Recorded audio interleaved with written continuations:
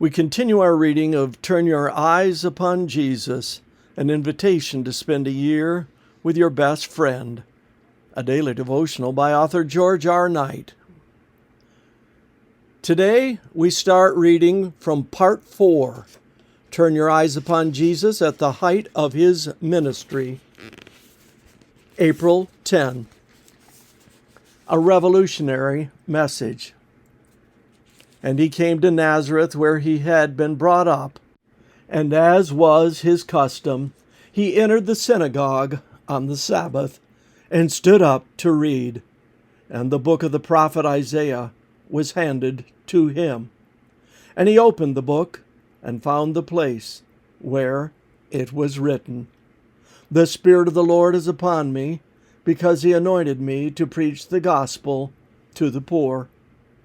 He has sent me to proclaim release to the captives and recovery of sight to the blind, to set free those who are oppressed, to proclaim the favorable year of the Lord."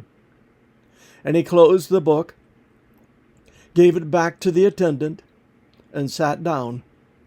And the eyes of all in the synagogue were fixed on him. And he began to say to them, "Today this scripture has been fulfilled in your hearing." Luke 4:16-21. Nothing like returning home to have the honor of preaching to those who knew you as a child. They now viewed him as an accomplished rabbi or teacher. As a result, they asked him to take the scripture reading and the homily on the text. Probably known as the boy who was a bit different, Jesus had come a long way since his boyhood days in that village. And he was different, but in ways that they did not suspect.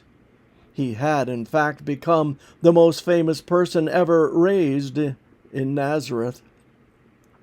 Stories of his teachings and miracles had spread everywhere. He was truly a celebrity. It was only natural that he should have the honor of the Sabbath service. His choice of a text is an interesting one, but how he treated it is even more so. Jesus considered the passage from Isaiah 61:1 and 2, as messianic. He read the first part of the verse and probably commented on it afterward as he explained its message. In essence, it set forth the messianic role in terms of the cup of cold water theology that we examined in the story of the woman at the well, a message that had formed a large aspect of his teaching and healing ministry up to that time. He had preached the gospel to the poor, set at liberty those who were oppressed by disease and sin, healed the blind, and proclaimed that the kingdom was at hand. So far, so good. Then he did two things. First, he failed to read the last part of the passage, which read, "To proclaim the day of vengeance of our God," thereby signaling that his mission would be divided into two parts: the arrival of the kingdom of grace during his first advent, and the arrival of the kingdom of glory, when all would be made right at his second coming. His first words were that Isaiah's messianic prophecy had been fulfilled.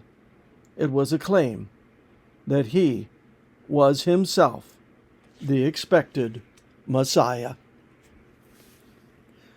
This concludes our reading today of Turn Your Eyes Upon Jesus.